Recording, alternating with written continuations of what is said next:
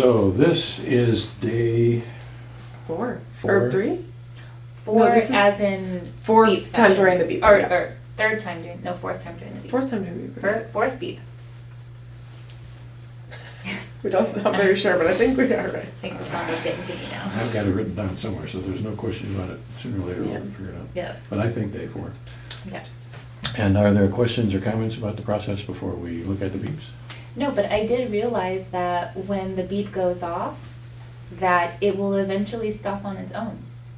That's right. Okay, because I let it just continuously go so I can really get the full beep in the writing, and I just tuned it out, and it just eventually stopped. So It'll eventually, after a couple minutes, it stops. yeah. Okay. And that's when it goes into the chirp mode.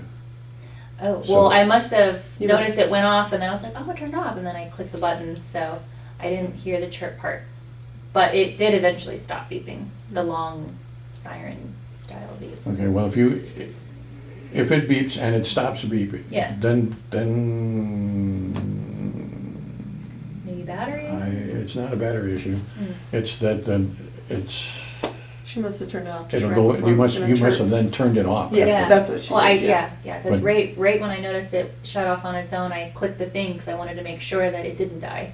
But I did notice that as I was ignoring it, that it eventually just kind of stopped. Yeah. Well, that's how it And goes then into it that's how it goes into the chirp mode. Yes. So okay. it would have gone in Okay. if you had Would done start nothing. It chirping? would have chirped every 30 seconds. Oh, okay. And Okay. then sooner or later you would have to turn it off and then turn it I back probably on. pressed it in that 30-second pause. But it would nothing. You would have had to have turned it off and then back on again, I think. So. But it doesn't really matter what you did. It's It's still working. I got my Yeah. other beeps in. So, But yeah, I if- just noticed that, that's all. So you're able to just take your notes while it's still Yeah, beeping, you continue it doesn't distract me like Nice. it did in the beginning. Yeah. Like I didn't scramble to turn it off first and then get my beep in. I can just Mm-hmm. let the beep go and do my Good. writing. And Becoming a little that's less fine with us. intrusive. Yes. We don't have a theory that says it's better to turn the beep off or whatever. Mm. It's a matter of Yeah. what allows you to accomplish the task. Exactly. Yes, I have learned to not let the beep distract my ability to write my experience. So. So should I start talking about I beep think one? so. Beep number 1. All right. So beep 1, I was driving. I was listening to a song, and the beginning of the song is like it's a story kind of, and he was saying, the beep landed on the word earthly, because he is talking about it's a Scottish old folk song about 2 warriors who go to war and one dies, and they believe that when one dies, you take the low road of death back to your land, and then the other person takes the high road back to his land. And the person of the low road gets to his land first, and it landed on earthly, and as he was talking about that, and it was going into the song, I was visualizing myself performing that song in my philosophy class. Because we've been talking about death a lot. So I was kind of just thinking of that song in relation to what I'm learning in philosophy, and my philosophy teacher happens to be very interesting lady, so I just kind of imagined singing that song, not like to her, but like with her, and this sort of camaraderie of the subjects we've been discussing. So that was my experience. So this is a visual experience? Visual and audio. And audio? Yes, and then I am driving, so there I am again in that automatic, my body's doing the skillful thing, and then I'm in this kind of visual la la land, and also at the same time listening to the words.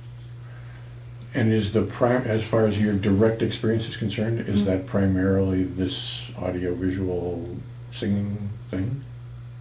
In my direct experience is primarily the visual and audio, yes, Okay. of this song. So let's start there. Tell me Yeah. exactly what you see. So in my mind, I am seeing myself, so I'm learning how to play the acoustic guitar, playing this song on the acoustic guitar in my philosophy class. Okay, Yes. so there's a lot of different ways that that could be Yes. represented. What exactly do you see? So I see my teacher, and I see her as enjoying it as much as I do, and also my fellow peers. And so do you Yeah. see yourself as well, or is this that I see it through my own eyes? I kind of go back and forth between viewing the whole scene, kind of like how I did with the nurse's station, just having this bird's eye view, and then I go into also feeling myself and viewing it from this perspective, looking down at myself doing the guitar. And I also can back away and then see, so it's like a in and out of that kind of perspective.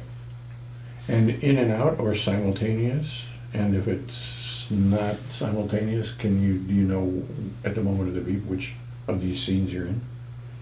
The moment of the beep, I was in the scene of visualizing myself playing the guitar and saying the words of the song. And so, But yet at the same time, I'm still imagining my teacher here and then students here.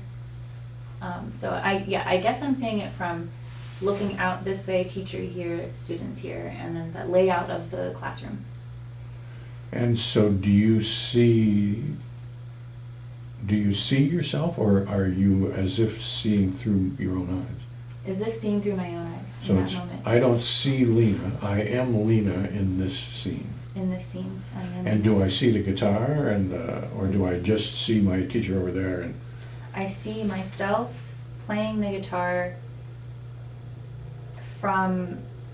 as Lena, but then there's also this sense of also seeing Lena from outside of myself as well. So it's hard to explain, as if it feels like it's a very wish-washy experience. Like I'm not specifically just in as Lena, I'm also outside of Lena too. It's like a mixture of, so I can get like the whole detail of what I'm visualizing. are these Mhm. are these mixtures both seen?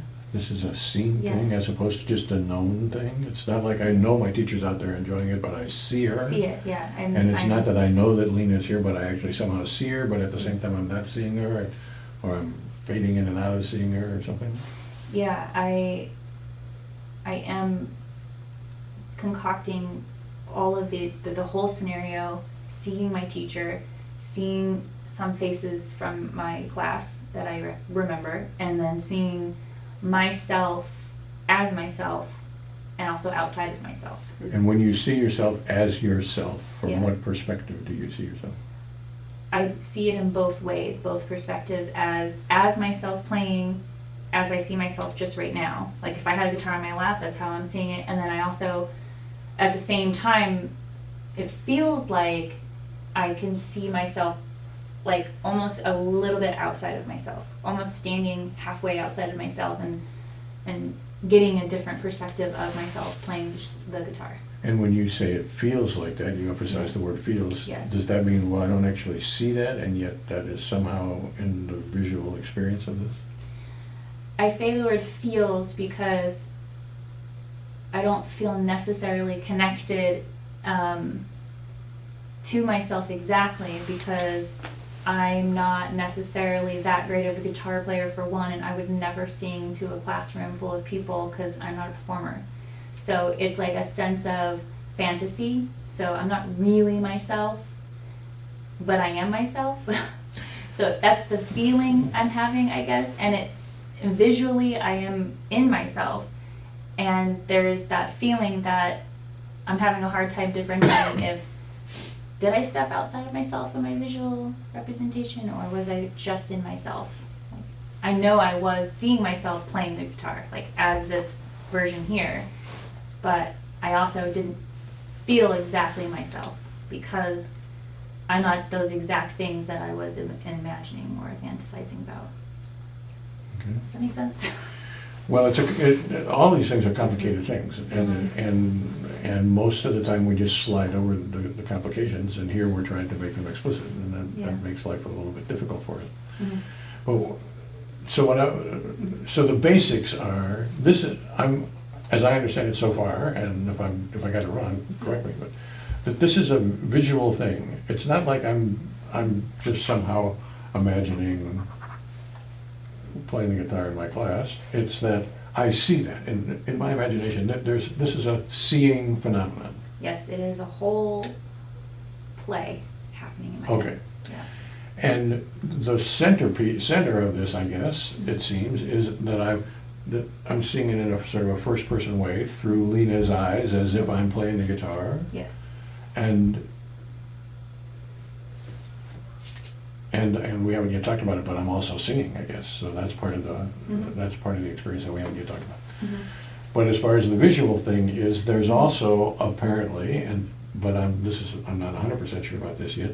I somehow see my teacher. It's not just that I know my teacher's there and enjoying it. It's that in my experience at this particular moment, which is imaginary, we understand that, but I see Mhm. my teacher. Yes.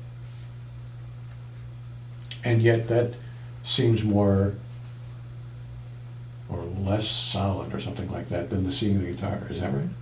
She feels solid to me too. So she's the second most solid thing in this whole production. okay. Yeah, and I would say the least solid thing is my student friends. Mhm. And how about the seeing of yourself? I'm Yeah. pretty solid too. And that, The first person view of yourself is solid, is that right? Yeah, as in seeing myself like this. Like I'm yeah, the I'm one actually playing. playing. Yeah. And is there still some question, some maybe there's also a third person view of me, like as if, Yes, I have. but that's it. I understood, we're not sure about that. Yeah, I want to say that maybe that's more of a feeling that Okay. I'm separate from what I'm visualizing, because I know what I'm visualizing is fantasy, that is not something that would really happen. Okay. Yeah. so none of this stuff is happening. This is all Yeah. imaginary. Yes. So we're But it we're- couldn't really happen. Right. I'm not going to be asked by my teacher to play. Right, Okay. I understand that. But the imagination is free to do whatever the imagination wants to Yes. do. So what I would like us to do is to separate out the theory. Well, I know in reality I'm not going to do that, and therefore I'd like us to set that kind of logic aside. Okay. And so right now we're talking about the visual aspect. And the visual aspect is that there's a first person of a picture of me seeing the guitar, and a first person of seeing my teacher, and more or less equally, or maybe slightly less solid, but pretty solid. And then there's the classroom, which is not so solid. And then we still haven't decided about this possible third view or second view of myself, another Yeah. view of myself. Yeah. And I haven't yet figured out whether that's a visual thing or some kind of a sensory feeling. I want to say I'm leaning more towards it being a sensory feeling than I am leaning on it being visual, because in the moment of just before the beep, the visual that I was having, I was fully just in this view here Okay. playing the guitar, Okay. with the feeling and sensation layered into that is, I am still separate from that to some degree. It ain't gonna happen. Yeah. Okay. And then I'm singing, is that right? Mm-hmm. And so I experience myself as singing while I'm playing? Is that the? Mhm. And how does that, what's that Come out. expression? Well, as I'm listening to the words, I am replicating them out into my imagination as myself in my own voice. As in singing along with I'm singing along Yes. with the, I'm going with the song in my mind as the song is playing, and I'm playing the guitar along with it. along with it, yes. As if I am that person in the song, except it's me, and I look like myself and I sound like myself. Yes. And so at the same time, simultaneously, I experience myself as playing and singing this song, Yeah. and as hearing it come from the guy who's actually singing. Mm-hmm. Mm-hmm. Yep. I was having my own personal live performance. Yeah. Yeah. And I'm driving, but I'm not, that's, it's happening skillfully, but I'm not, Yes. I'm not experiencing it because I'm watching this video of myself Yes. singing. Sorry, turn my phone silent. Yes, so that was my experience. Driving was the background. I didn't have to focus on driving. I was in my mind doing what I do. Mhm. Yeah. And is there anything else about this experience that we haven't talked about?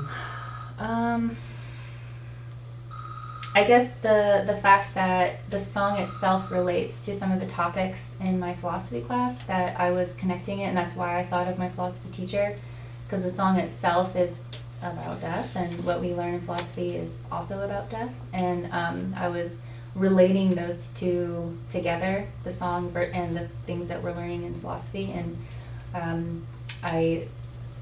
that was part of the reason why I even visualized my teacher and the class itself. So I would like us to distinguish between the putative reason why, I'm accepting that as being a likely explanation, and the experience at the moment of the beep. So is there some experience of that connection, or is, Yeah. in what way?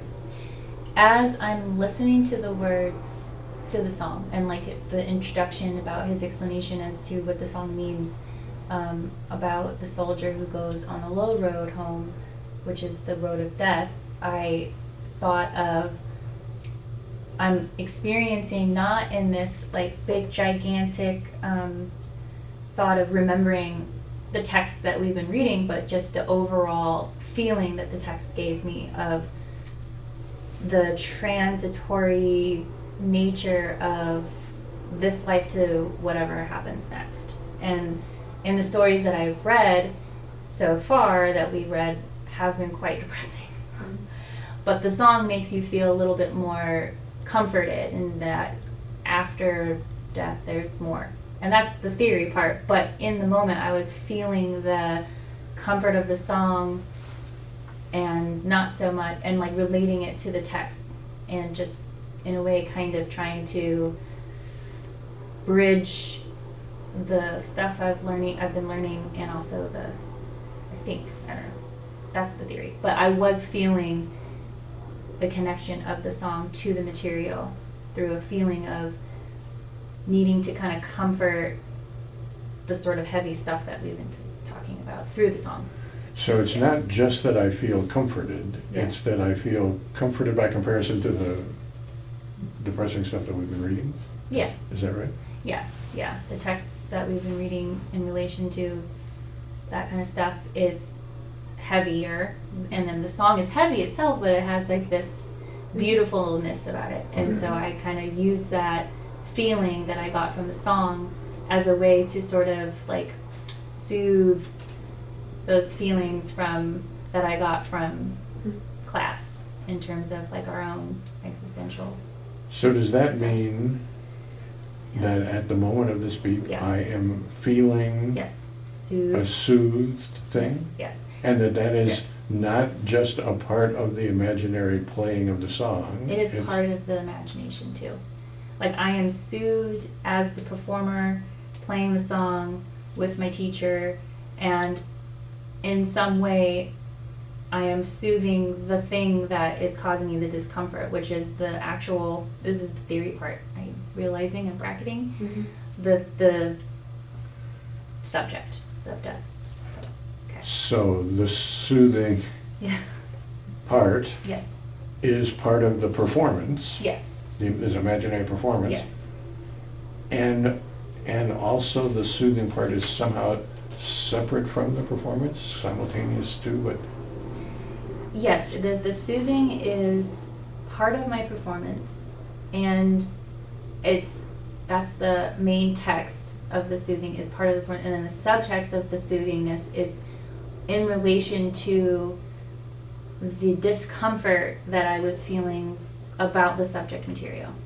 So the soothing was doing kind of two different things. The feeling was covering two different parts of me.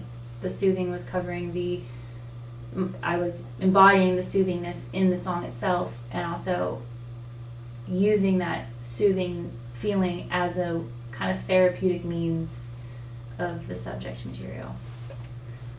So, okay. All right. I think I'm good. Yeah, me Alright. too. Okay. Number 2. Okay. You too. So I was, I just got into my car, and, well, it was my husband's car, and for some reason his windshield wipers were going off crazy, and that was when the beep happened. It was when the windshield wipers were everywhere. And at the same time that the windshield wipers were everywhere, the NPR radio station was on really loud, and it was talking about some man who was talking into all these microphones and touching them, who apparently had coronavirus. And as the windshield wipers are going off and this loud radio station saying that, it went off right at the time the radio said microphone, because it said that the guy was touching the microphones. Bless you.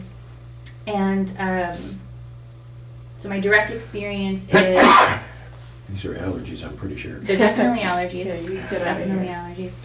No, I've been sneezing I too. know. Headache, blooming Everybody trees. is. Yeah.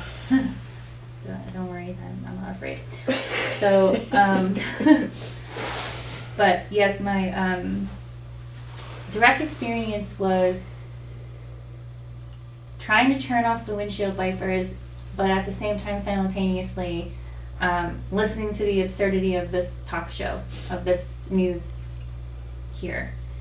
And I guess in the background, I was feeling some sort of agitation in my emotions, emotional agitation. And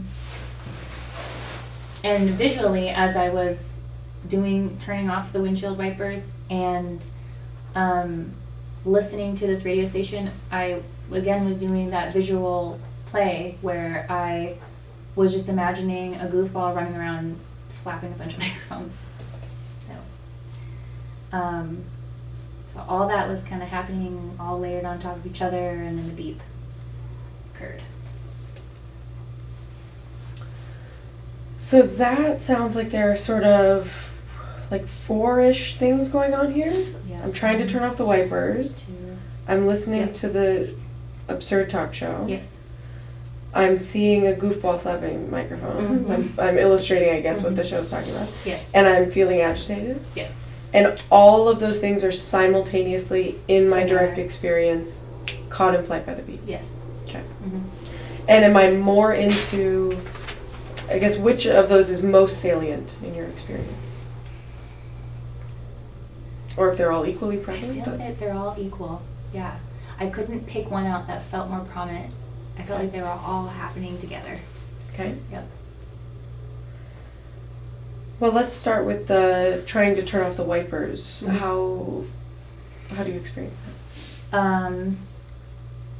It was a simple experience. I just noticed that the wipers were doing its thing, and because I don't drive that car every day, I kind of had to look a little bit, and I just saw the knob and I turned it off. So I wasn't agitated at that. Mm-hmm. It was the radio show Yeah. that was kind of, I think, causing the emotional agitation. So in our timeline, we've used this, right? Yeah. So that was sort of a sequence that would last at least a few seconds. Though I noticed, I turned the car on, the wipers Yeah. going crazy. I noticed that. I've Mhm. got to find the button Yes. or whatever, the knob, and then I turn that. Mm-hmm. At what point in that sequence is the beep, or is all of that before the beep or after? So the beep occurred after I already turned off the windshield wipers. Mm-hmm. Like seconds before I turned it off, the beep occurred. So I turned it off, maybe 5-6 seconds go by, and the radio station's happening. I'm listening to it. I'm still sitting, I'm not driving, and the beep happens as I'm hearing this radio station, and the beep happened at the time that the radio said microphone. Okay. Yes. So that Yes. sounds like the wipers situation had kind of come and Had already gone. Come and gone, yes. And is anything about the wipers still present at the moment of the beep, or have I kind of dealt with that and now I'm on to the show? I dealt with it, but it felt like it was dealt with physically, Mhm. but there was like this, it was still in my experience for some reason. That's why I wrote it down, Uh-huh. because it was still somewhat in my mental somewhere that I dealt with it. I don't know. And so how exactly is it present? That I'm wondering why my husband didn't turn off his windshield wipers before he turned off his car. Yeah. And is that wondering caught by the beep? Or is that sort of, here's the gist of It the was whole... like with the windshield, as the act of it going crazy. Uh-huh. I'm like, oh, my husband didn't turn off his windshield wipers before he turned off the car. And so that would be back out here somewhere. That would be somewhere over there. That's 5 or so seconds before the beep. With the windshield wipers going crazy. So they're going crazy. I'm wondering why on earth he didn't take care of this. Yeah. I find the knob, I turn it off. Yeah. And some seconds go by, and then the beep? Yeah, I would say 1 to 2 seconds go by, beep happens, right on microphone. Okay. It wasn't much more time after that I dealt with the windshield wipers that the beep occurred. Okay, and so what I'm still trying to understand is there anything windshield wipery in my direct experience at the moment, or is that, it was in Direct close... experience, no. It was already came and went, but it was still in my experience as some relevant situation that just occurred. It Okay, was so I want to still understand there. that. So you're Okay. saying direct experience, no, but experience, yes. Yes. So those are different to you? Yes. So I think you all have a different definition of. Yeah, I would like you Yeah. to define them for me. So my direct experience is like what I'm doing right now with you. Mhm. You're in my direct experience, I'm interacting with you, and we're having this moment. And then I'm gonna walk away and leave here and think about it. Mm-hmm. And now I'm indirectly experiencing you. Kind of. Okay. Yeah. I don't know, that's how I view the situation where I directly dealt with the windshield wipers. Uh-huh. I was So done- direct is like what I'm paying attention to? Yeah. In the moment as if what I'm interacting with. Okay. Like physically interacting with. So I'm Okay. physically interacting with you, and then later I'm gonna leave. You're not physically in front of me anymore, but you are somewhere in my mental construct of when I think back on this conversation, when I think back on this moment, and watch the video later, I'll review it indirectly. Okay.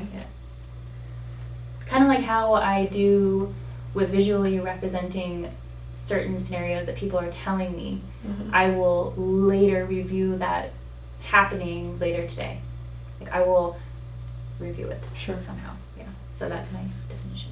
And so in beep number 1, me performing the song in philosophy class, would you say that was in your direct experience at that moment? Yeah. Yeah. Okay. I was interacting with it mentally, but it has a physical. Metaphysically. Metaphysical. Yeah, that's the better word. I was having a metaphysical interaction. Yeah. So I think this is a time when we might want to impose our own definition. Yeah, I don't think we generally do this, but Mhm. but here it seems like we've got some things that are confused, and we want to help you straighten them out. Mhm. Okay. So at the moment of this beep, Mm. well, this is the beep here, but out before the beep, Mhm. I've turned the wipers off. Yeah. And that is an action that takes place in the real world, and I see that in the real world, and I'm wondering about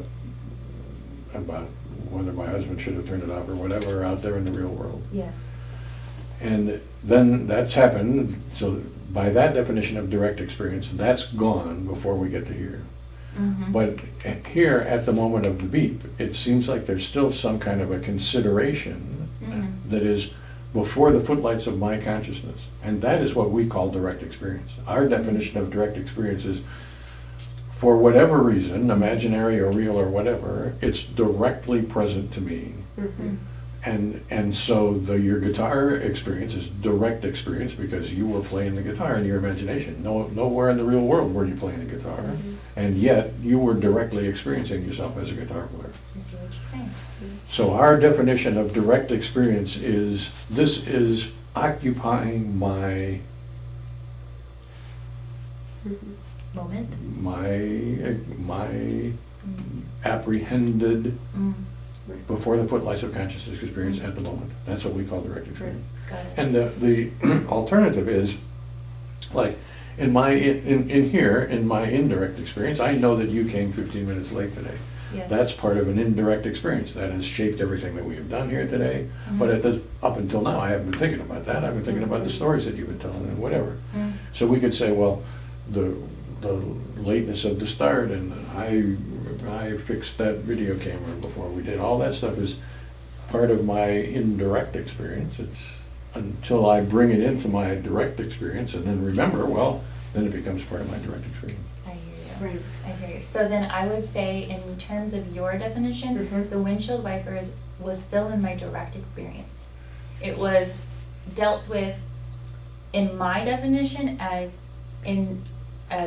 Physically over with, yeah, Mhm. yeah. but still. But still somehow I'm Still conscious in of. my conscious experience, yeah. Okay. Mhm. And so, is in your conscious experience, our direct experience at the moment of the beep experience about the windshield wipers, Mhm. is what's in your experience the craziness of the wipers, or the I have dealt with it portion of it, or the why the heck did my husband do that portion of it, or? It was all three, just as one feeling. It was all three of those, what you just described was all part of the feeling that I was experiencing in that moment about the windshield wipers. It was the, oh, why didn't he turn it off before he turned off his car? And, oh, they were so crazy, and it was like, hectic mess as I got in the car, so I was still dealing with that, and then the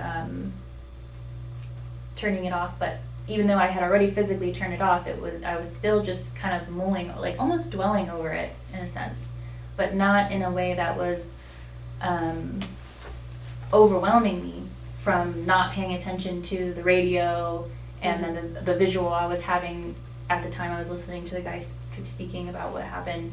But it was still in my experience dealing with those three, I guess you'd say, agitations, part of maybe being part, because I did write down that I was feeling slightly agitated emotionally. So, then I want to know, is the experience, the direct experience by our by the DES definition, Yeah. of feeling agitated, Mhm. and now that you're here and we're asking about it, you can say, well, here's kind of why, is because I had this whole weird windshield wiper experience, but Yes. my direct experience at the moment Yes. is the agitation, the result of all that, Yes. or, yeah, there's more, or I am maybe feeling agitated, and also separately there's some Mulling over. like a thoughty thing, or like a knowing, or some awareness of all that happened. Do you see the difference Yes. between those? Yes. There was a mulling over it process occurring in my direct experience. And as I'm mulling at the same time, there is the agitation with it. Okay. It's like the mulling and the agitation are equal. Okay. Kind of. So a bit ago, you said you thought the agitation came from the microphone slapping. And then there's thing. that. That was And so is agitating that me too. Two separate agitations, or one agitation with probably two inputs? That's a good question. I don't know. And that's a fine Yeah, answer. I could theorize, but Don't want you we to. won't go there. Okay. So the agitation somehow seems relevant to the windshield wiper deal, and Yeah. it somehow seems relevant to the Microphone thing. microphone thing. Yeah. And if those are two separate agitations, maybe not, let's Yeah. finally. Mhm. Well, about the agitation, what Mhm. do you feel? We're Mhm. calling this a feeling. This is an emotional thing, I'm Yeah. understanding? It's an emotional thing. There's no words. Just a feeling and emotional feeling. And is this like in my body, or it's a mental thing? Or? Mental. It's not in my body. It's completely emotional, mental, and when I know I'm agitated, I could feel it in my face. I could feel that, I don't know if I actually look this way, but I could feel that furrow feeling, like I'm furrowing my brows and I'm looking a little bit more intense. And is that something about at the moment of the beep I'm noticing the furrow, or in general I think I might furrow when I'm agitated? At the moment of the beep, when I noticed I was agitated, because I had paid attention to the fact that I was agitated, Mhm. and in paying attention to that I was agitated, I knew it based on the way that my face was presenting itself. I didn't see my face, I couldn't, there's a mirror in front of me, but I can tell that I'm tense in my face and how I'm dealing with the agitation. And is that the noticing my face, is that here caught in flight by the beep, or is that after the beep goes off, I realize I'm agitated, I start It was paying attention, caught like, oh. in flight of the beep, because the beep went off after the windshield wipes already happened. I was mulling, agitated, microphone, radio show, beep, and feeling the agitation, noticing that I'm agitated because of my face, Mhm. and then beep. So the beep caught all of that. Okay. So agitation, as far as my experience is concerned, is both a mental feeling and is experienced in my face. I imagine it as it being experienced in my face. I imagine that I have that look in my face, but I don't know what my face is looking like because I'm not seeing Sure. it. I'm just imagining that my face is agitated, and then therefore I'm agitated. Okay. Yeah, but it's not happening in this sort of thought process like that. It's just, oh, I'm agitated, and then I think about the agitation, and then I realize, oh, my face. Yeah. Okay, and is the face part, is that like I feel my furrowed brow, or I imaginarily picture my own face and it's agitated, or I think, I say to myself, quote, I think my face looks agitated, or how do you experience the face part? When I realize I'm agitated, there's a flash, like a photo shoot, like a little photo snapshot of my face just generally looking frustrated or agitated. And I see that snapshot because, or I notice my agitation because I could feel my face tense, and then I get this snapshot of my face looking tense, and I realize, oh, I'm agitated. But it's not this like whole breakdown Mm-hmm. in my mind occurring like that. It's just it's like a snap of agitated, feel my face, or emotionally agitated, I can tell in my face, and then I realize I'm agitated. It's like a snap of a moment that I am telling myself I'm agitated, but not in a, like, I don't need a conversation with myself to realize I'm agitated. Okay. It's like it was a very quick snapshot moment of I'm agitated, Okay. and then compared to what was happening in my physical reality, physical world. Okay. Well, this is tricky, right? Because having an experience about my face is agitated seems like it could be or might be or should be or whatever visual, because our face is a thing we see, I guess. Right. And I didn't really hear you saying until quite a ways into this that Yeah. there's any visual flash. Mhm. And so I want to be skeptical of that. Yes. In a way to say that maybe by snapshot you mean I just know it, or I somehow sense it, or I feel, or whatever. So There is a sensing there. There was a sensing there of that I'm agitated in my face. The tricky thing for me is when we come here and I write my experience down, I write what I think will be helpful for me to remember what I was experiencing at the time of the beep. But I try not to put too much thought into what you're going to ask me about my experience. Because I thought maybe like that would make me too mental. But in being here, when you start to ask things, I'm recreating it, and maybe there is a part of it that we have to be careful in terms of accepting certain things. But I do feel that when I get the questions from you guys, I could better, by looking at what I wrote down, grasp at some of the things that I maybe didn't, that was a little bit more in the background, the process of me being agitated.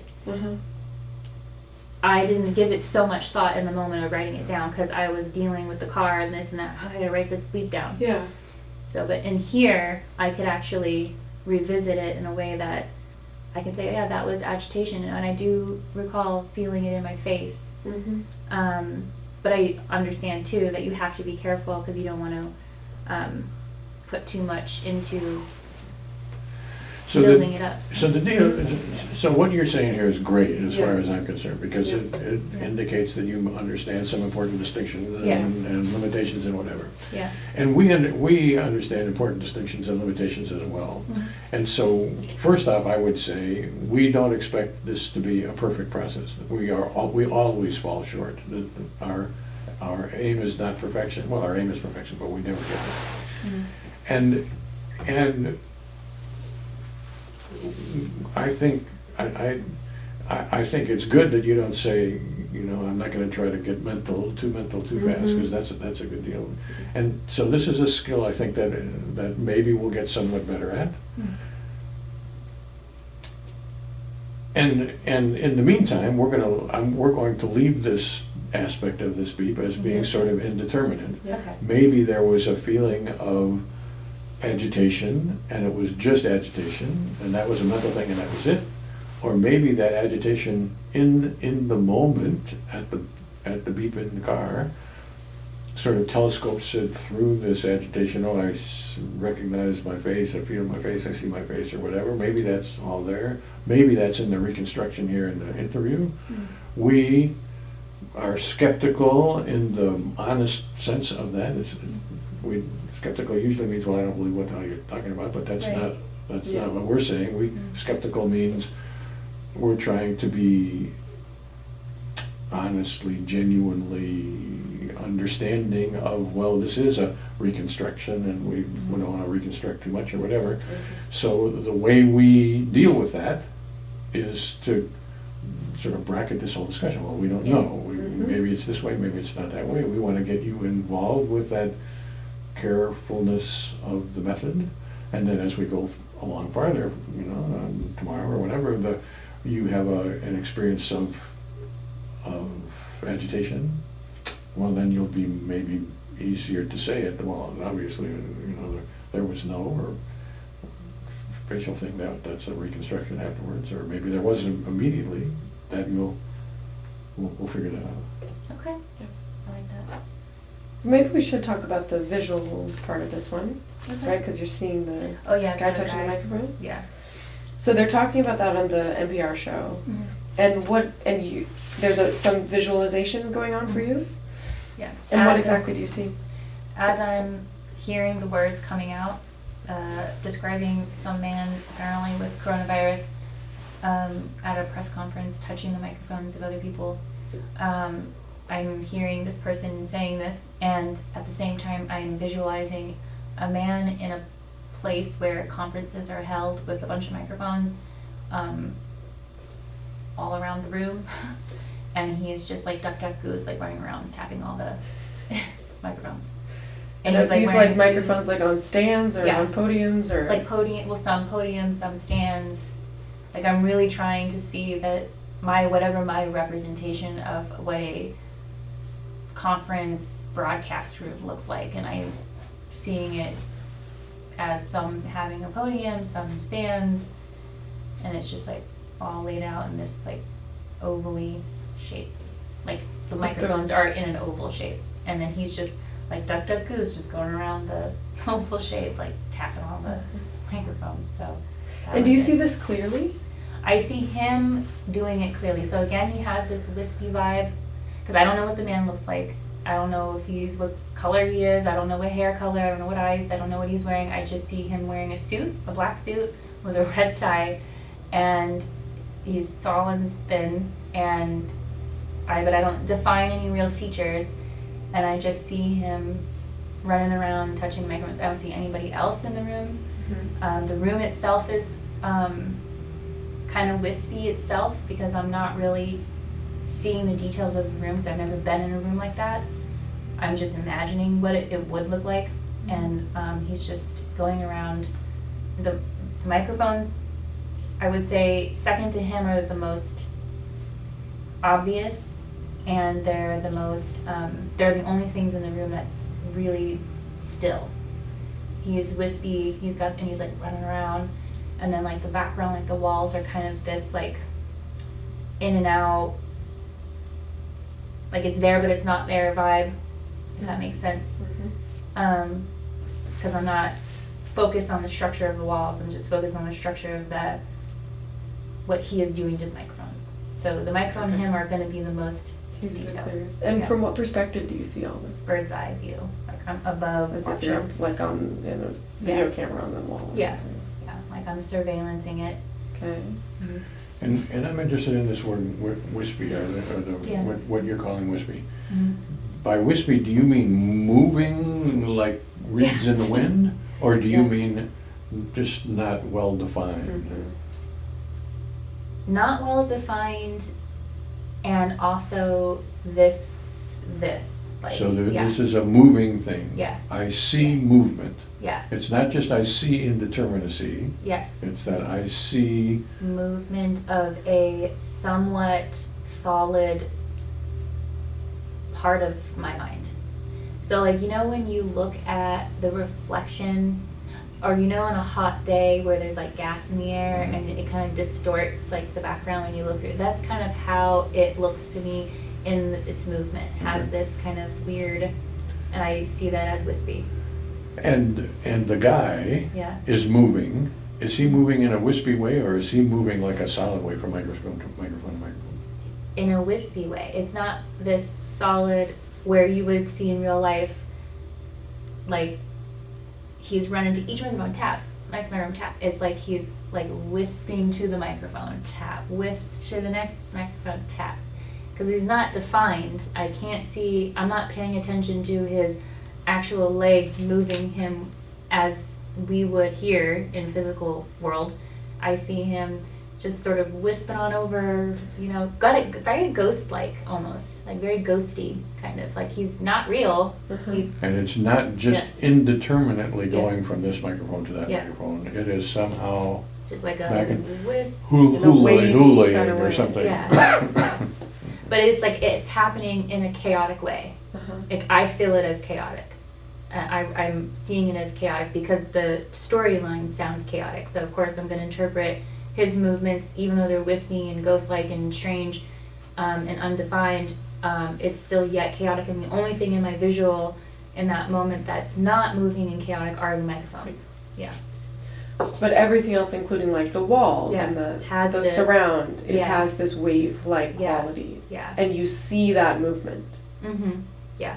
It's like an undulation in the room, kind Uh-huh. of. Like he's part of it. The walls are kind of doing it. And the microphones are Still. still and solid, like Solid. seen clearly like a real Yeah. object. Yeah, is even as so far as seeing the chords. Really? Yeah, like I can visualize the chords, like all running out and all that. So, Mhm. yeah. Okay. Do we have time for the other beep, or are we beeped out? Let's see, 10:20, and we should leave some time to ask questions. I've got to leave at 11, but. Yeah. Just have a few questions. I would say we probably ought to stop at this, but let me ask, Yeah. when we started this process, because Lena said, I have words all the time, and I want to make sure that we're not just somehow under the table agreed not to talk about words. So in this experience, are there words involved? It's funny because I know I started out saying that, which I feel that I do have words a lot, but I'm also realizing I'm very visual. And in that particular thing, I wasn't personally having words. I was taking the words from my environment and creating a mental picture, a play almost. And at the beginning, would you have said you were a very visual person? I would have said I have these visual fancies every now and then, but I wouldn't have described it as being with everything that I hear. Like I'm visually always breaking things down, it seems like. Pretty much every beat that we had, as I Everything can is a recall, very is visual is a Yeah. visual Yeah. thing. And that's- fairly complex visual seeing sometimes Yeah. too. I guess it makes sense because I don't know if this relates to it, but I'm a pretty crazy dreamer, so Mm. I don't know if they play together in a way, so. Maybe, which Yeah. we do. So I guess this is, so I for sure don't want to be talking us out of the narration Right, thing, yeah. because Yeah, part of what's interesting about our exercise here, our whole deal, is that you came in saying, well, I'm a word person. Mhm. And now it seems like you're saying, well, I'm a visual person. And Right. and at the beginning, you might have said, well, I'm a word person, but I can have visual images sometimes, maybe.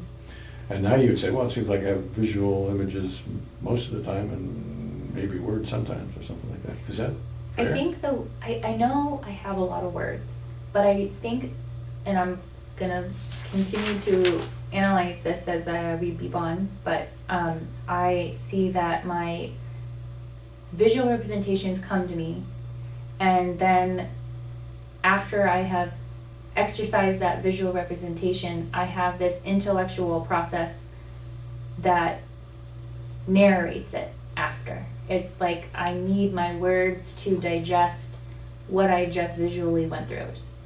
Not to every visual experience. Like to me, playing a guitar in my philosophy class, I don't need to necessarily intellectualize that because I know that it's not necessarily real. That's just a fantasy. And then, and even with this beep here, I don't need to necessarily intellectualize that either. But I think one of the beeps we had, maybe it was the last time where I was watching the ghost shows, I was having words about considering what it's like to be a person who experiences a haunted environment, if there is a such thing. And as I'm watching it and visualizing what I'm watching, there's this feedback that is happening too, that I'm using words. But I'm realizing it's not with every experience I'm having. It's maybe I'm having like some amount of it a day. I don't know exactly how many because I'm not beeping myself every day all day, but it does seem that I have some, maybe it's not a balance, but I am having both.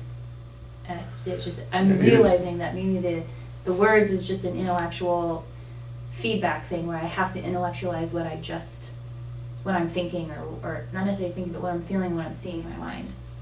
Even that one that you mentioned, I thought in our honest skepticism way that there was some doubt about whether there were actually words there, if I'm recalling that correctly, because you couldn't remember what the words were. You said it seemed like it was words, but Right. as I recall, you weren't sure what those words were. So Yeah. it seems like we're trying to figure out what your experience is, and you're trying to figure out what your experience is, and there's no reason why any one of us should have known about this. I mean, Right. this is, even though you could say, well, I should know what my own experience was, I've been living it my own entire life, whatever. But, that you haven't had the occasion to examine it in some Right. careful way. Maybe I'll wear the beep on my own this weekend and just try to see, okay, well, where are my words at? Yeah. Well, I think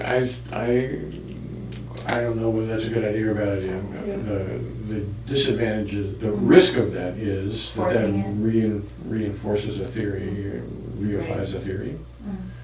When you don't have, I mean, our intention is to be honestly skeptical, which doesn't mean disbelieving. It Right, means let's try to get it right. And when you're on your own, then that's So I have a question about that. okay. So do we want to take a break before we go to the questions? Or are you ready to go for the questions? I'm in. And then I think maybe we should Start a new video? start a new Yeah, let's tape. do